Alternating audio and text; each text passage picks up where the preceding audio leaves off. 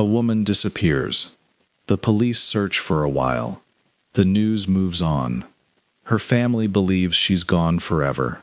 For more than a decade, nobody hears from her. Then one ordinary afternoon, a desperate scream echoes through a quiet Cleveland neighborhood. A locked door swings open.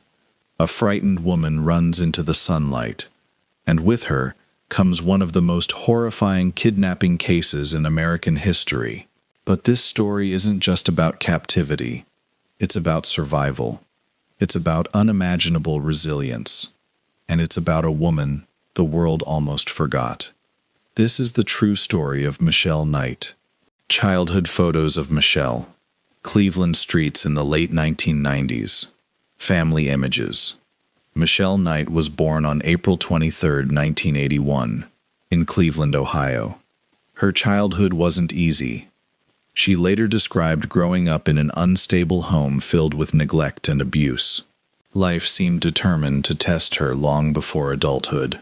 As a teenager, Michelle dreamed of building a better future. She wanted stability. She wanted love. And above all, she wanted to be a good mother. She gave birth to a son. Unfortunately, after difficult legal battles and concerns over her living conditions, custody of her child was taken away. Michelle was devastated. She desperately wanted another chance. On August 23, 2002, she left home to attend a court-related appointment connected to regaining custody of her son. She never arrived. She simply disappeared. Michelle was only 21 years old. As she walked through her neighborhood, a man she believed she could trust offered her a ride. That man was Ariel Castro. Instead of helping her, he drove her to his house. Inside, he attacked her. Then he chained her inside a room. She had no idea she would remain there for more than 11 years. Outside, people searched, but there were few clues. Because Michelle came from a difficult background, some investigators initially believed she had simply run away. That assumption would prove devastating. While attention faded, Michelle remained alive, waiting, hoping, surviving. The house stood on Seymour Avenue in Cleveland. To neighbors, nothing seemed unusual. Children played outside. Cars drove past. People walked dogs. Behind those walls, Michelle lived a nightmare. She was isolated, controlled, threatened. She later described being kept in locked rooms, restrained, and subjected to repeated physical and sexual abuse. Years passed. The outside world kept moving. Inside, time stood still. Michelle later explained that surviving required incredible mental strength. She tried to remember dates. She prayed. She searched constantly for opportunities to stay alive. Then something unexpected happened. Another victim arrived. In April 2003, 16-year-old Amanda Berry disappeared. The following year, 14-year-old Gina DeJesus vanished. Now, 3 young women were trapped inside the same house. Rather than turning against each other, they became each other's greatest source of hope. They celebrated birthdays quietly, shared encouragement, protected one another whenever possible. Even the smallest conversation reminded them they were still human. Years continued passing. The world believed they were gone forever, but they never stopped hoping. On May 6, 2013, everything changed. Ariel Castro left the house. One of the interior doors had not been fully secured. Amanda Berry noticed an opportunity.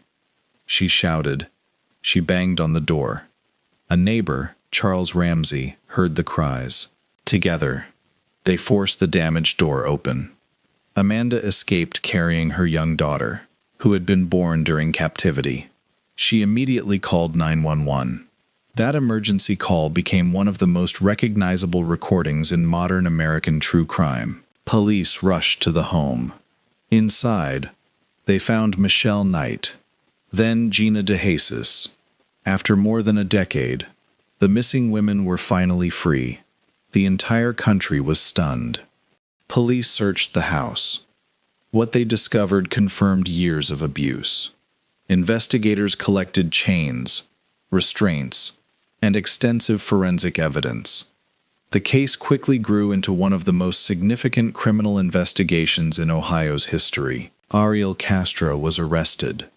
He was charged with hundreds of criminal offenses, including kidnapping and rape. The evidence was overwhelming. Rather than face a lengthy trial, Castro pleaded guilty. He received a sentence of life imprisonment plus 1,000 years. Only 1 month after entering prison, he died by suicide. But for the survivors, justice in court did not erase years of trauma. Healing would take much longer.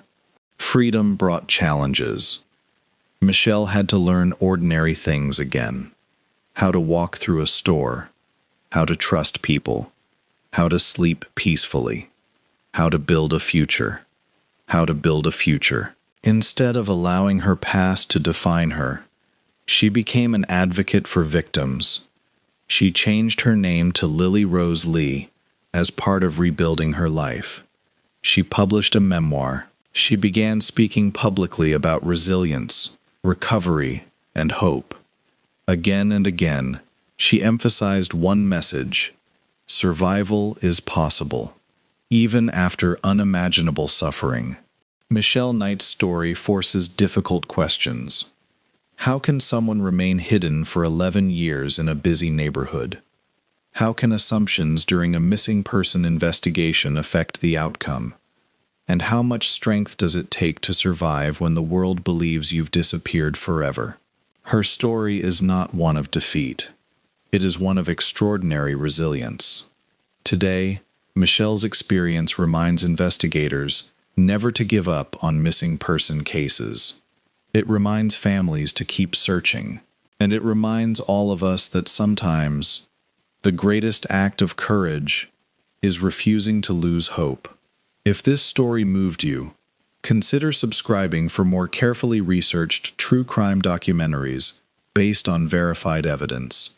And remember, someone who is missing is never forgotten by the people who love them. Sometimes, they're still waiting to be found.